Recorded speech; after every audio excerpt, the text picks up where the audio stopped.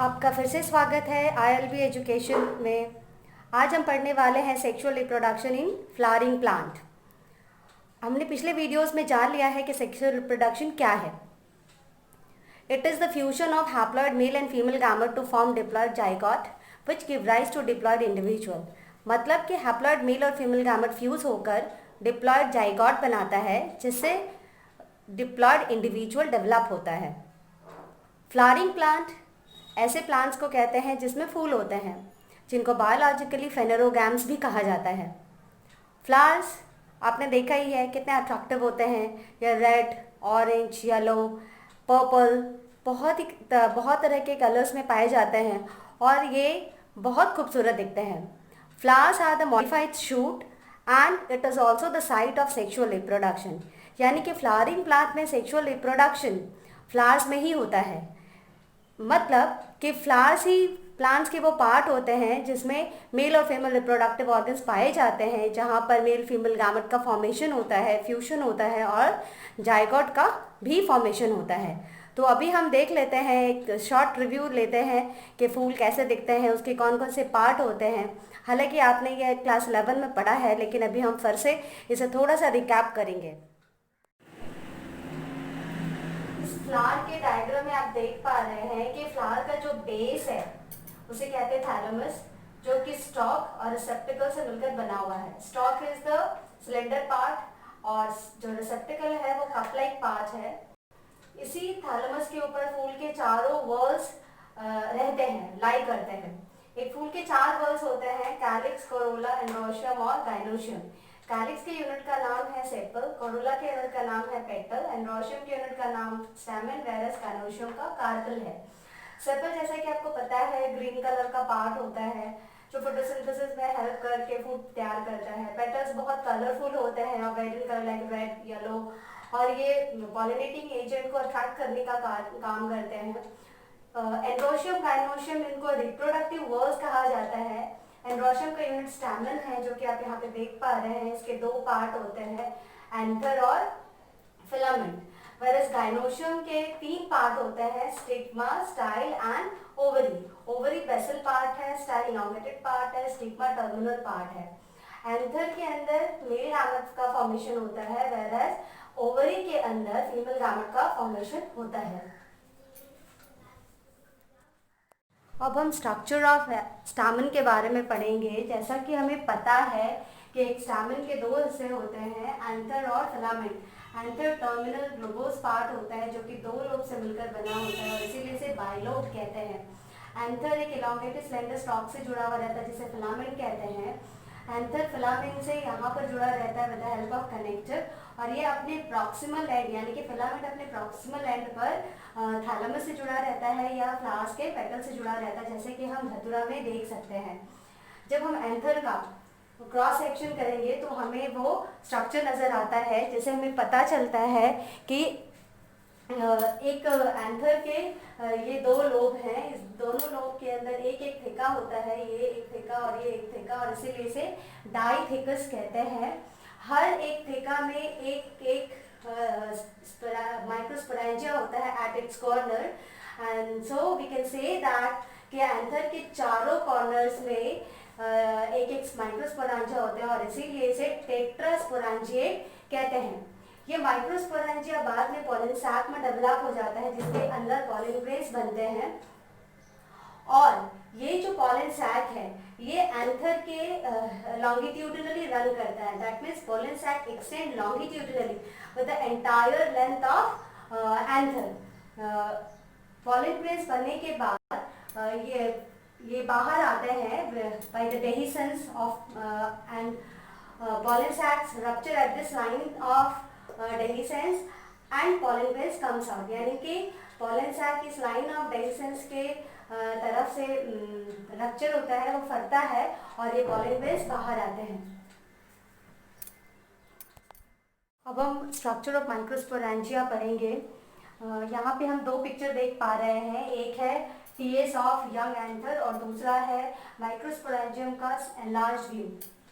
इस पिक्चर में अगर हम देखें तो हमें पता चल रहा है कि एक यंग एंथर के अंदर इसके चारों कॉर्नर पे 4 स्पोरांजिया होते हैं और इसीलिए हमने पढ़ा कि एंथर को टेट्रास्पोरांजिएट कहते हैं। ये जो माइक्रोस्पोरेंजिया है, इसे हम देखने से पता चल रहा है कि ये सर्कुलर इन आउटलाइन होता है और ये अपने चारों तरफ से 4 वॉल लेयर से घिरा हुआ रहता है, जैसे कि हम यहाँ देख पा रहे हैं।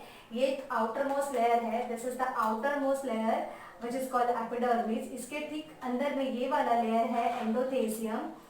एंडोथेसियम के अंदर ये लेयर होता है मिडल लेयर्स।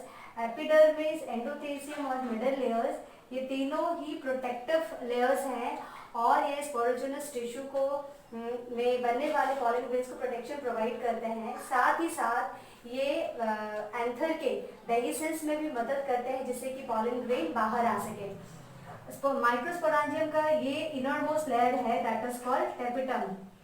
इसे न्यूट्रिटिव लेयर कहते हैं क्योंकि इसके सेल्स ग्रोइंग पॉलन ग्रेन्स को न्यूट्रिशन प्रोवाइड करते हैं। टेपिटम के बारे में एक स्पेशलिटी ये होती है कि इसके प्रत्येक सेल में 10 साइटोप्लाज्म होता है और इसमें एक से ज़्यादा न्यूक्लियस होते हैं जो कि फ्री न्यूक्लियर डिवीजन की वजह से बनते हैं।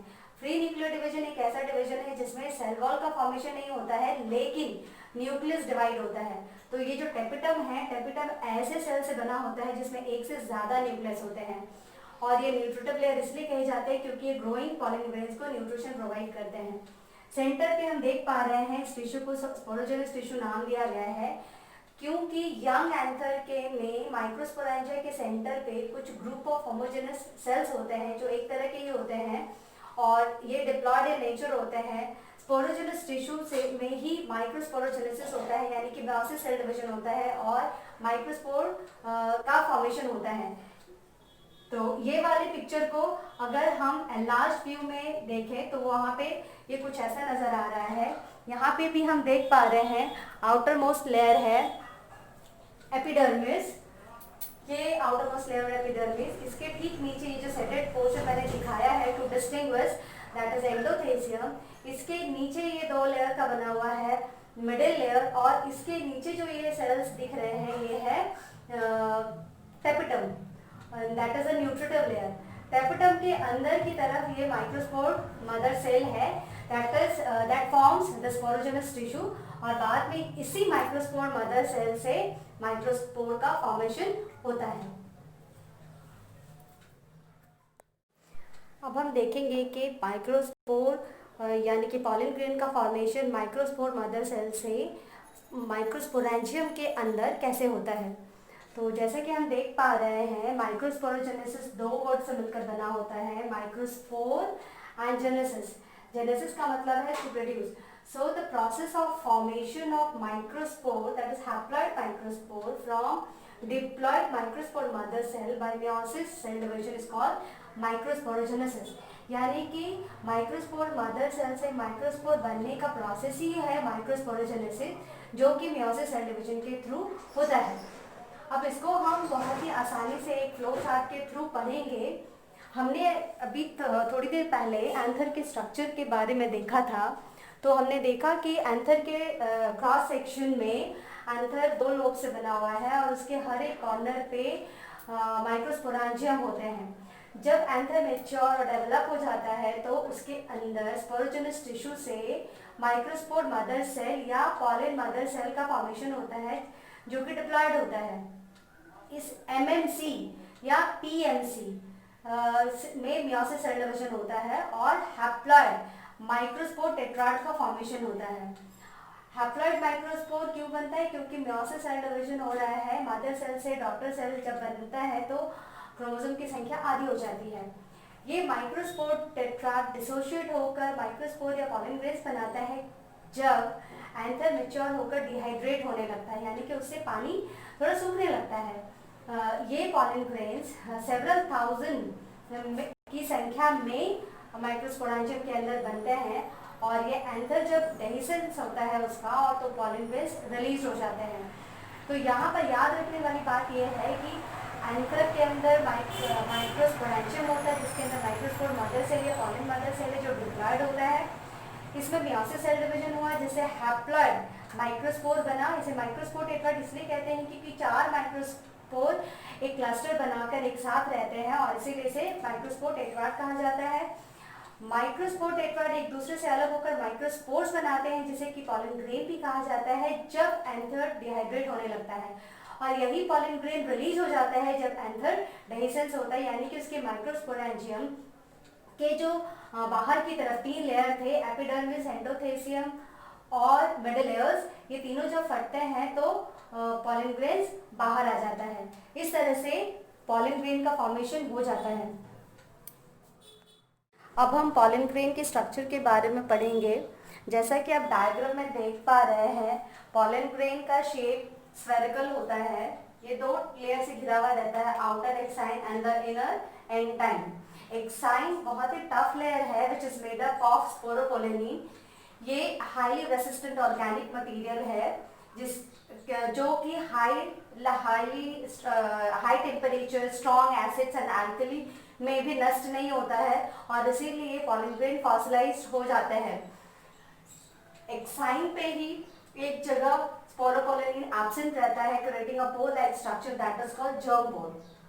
जर्म पोर का सिग्निफिकेंस ये है कि जब पॉलन ग्रेन जर्मिनेट होकर पॉलन ट्यूब बनाता है स्टिग्मा पे, तो ये जर्म पोर से होकर ही बाहर आता है। एक्साइन में बहुत तरह के पैटर्न्स और डिजाइन बनते हैं और जो कि बहुत ही फैसिनेटिंग होते हैं। आप साइड में डायग्राम में देख पा रहे हैं। The inner layer is called एंटाइन which is thin continuous layer. Continuous इसीलिए है क्योंकि यहाँ पर जर्म पोर नहीं होता, और ये एंटाइन सेल्यूलोज पेक्टिन से मिलकर बना होता है। पॉलन ग्रेन का डायमीटर लगभग 25 से 50 माइक्रोमीटर तक होता है। नीचे ये डायग्राम एक मैच्योर पॉलन ग्रेन का है, जिसमें हम देख पा रहे हैं कि इसके 2 सेल्स है, वेजिटेटिव सेल और जेनरेटिव सेल। देखकर ही पता चल रहा है कि vegetative cell larger in size है, generative cell smaller in size है। वेजिटेटिव सेल में बहुत सारा साइटोप्लाज्म रहता है और इरेगुलरली सेट न्यूक्लियस है। इसी के साइटोप्लाज्म में जेनरेटिव सेल फ्लोट करता रहता है। जेनरेटिव सेल स्पिंडल शेप का होता है, और यही जेनरेटिव सेल बाद में डिवाइड होकर 2 मेल गामेट बनाता है। ये मेल गामेट पॉलन ग्रेन के रिलीज के पहले भी बन सकता है और बाद में भी बन सकता है।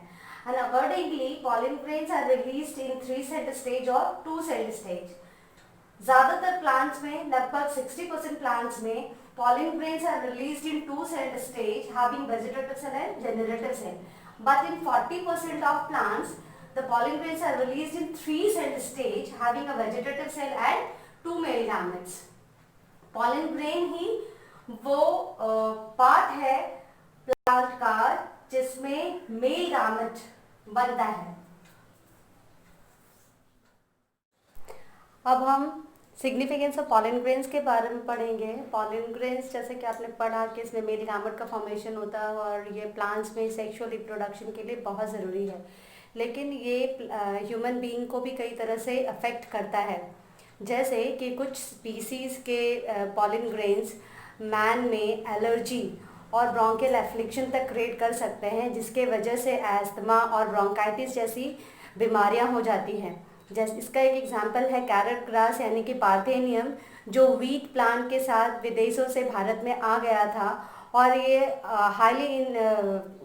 एक तरह का वीट है जो बहुत अधिक संख्या में बहुत कम टाइम में ग्रो करता है। इसके पॉलन ग्रेन्स एलर्जिक हैं। दूसरी तरफ पॉलन ग्रेन्स का एक पॉजिटिव एस्पेक्ट भी है कि ये न्यूट्रिएंट से बहुत रिच होते हैं, और इसीलिए फॉरेन कंट्रीज़ में ज़्यादातर फूड सप्लीमेंट की तरह इसका इस्तेमाल किया जाता है। कुछ जगहों पर पॉलन ग्रेन्स का इस्तेमाल एथलीट्स और रेस हॉर्सेस के परफॉर्मेंस को इंक्रीज करने के लिए भी किया जाता है। जब पॉलन ग्रेन का रिलीज होता है तो उसको स्टिग्मा पर पहुंचना पड़ता है, दैट इज कॉल्ड पॉलिनेशन। लेकिन स्टिग्मा तक पहुंचकर उसको पॉलन ट्यूब बनाना होता है और फर्टिलाइजेशन को कंडक्ट करना होता है एक के साथ फ्यूज होकर। ये जो समय है उसकी एबिलिटी है एक को फ्यूज करने की, that is called viability of pollen grain. ये वायबिलिटी अलग अलग प्लांट्स के पॉलन ग्रेन की अलग अलग होती है। जैसे कि कुछ सीरियल्स होते हैं लाइक राइस, व्हीट, इनके पॉलन ग्रेन की वायबिलिटी सिर्फ 30 मिनट्स ही होती है ऑफ देयर रिलीज, यानी कि उनके रिलीज होने के 30 मिनट्स के अंदर अगर वो स्टिग्मा पर नहीं पहुंचते हैं तो pollen grains becomes unable to fertilize the egg. कुछ कुछ pollen grains की viability कुछ मंथ तक भी होती है. pollen grains को हम -196 डिग्री सेंटीग्रेड टेम्परेचर पे प्रिजर्व भी कर सकते हैं, जो कि लिक्विड नाइट्रोजन से प्रोड्यूस होता है, और इस प्रोसेस को कहा जाता है क्रायो प्रिजर्वेशन. यानी कि cryo preservation is the process of preservation of pollen grains at 196 degree centigrade being created by liquid nitrogen. इस तरह से हम अच्छे क्वालिटी के पॉलन ग्रेन्स का इस्तेमाल इन फ्यूचर भी पॉलिनेशन के लिए कर सकते हैं. ये ज़्यादातर प्लांट ब्रीडिंग प्रोग्राम के लिए यूज़ किए जाते हैं. तो इस तरह से आज का ये वीडियो ख़त्म हुआ. हमने प्री फर्टिलाइजेशन इवेंट्स और structure of stamen, process of formation of pollen grains, structure of pollen grains, उनका सिग्निफिकेंस, वायबिलिटी, ये सब हमने देखा है. आई होप आपको ये वीडियो पूरी तरह से समझ में आया होगा. और अगर किसी भी तरह का कोई डाउट है, कुछ शेयर करना चाहते हैं, please comment so that I can solve your queries. Thank you. Keep revising.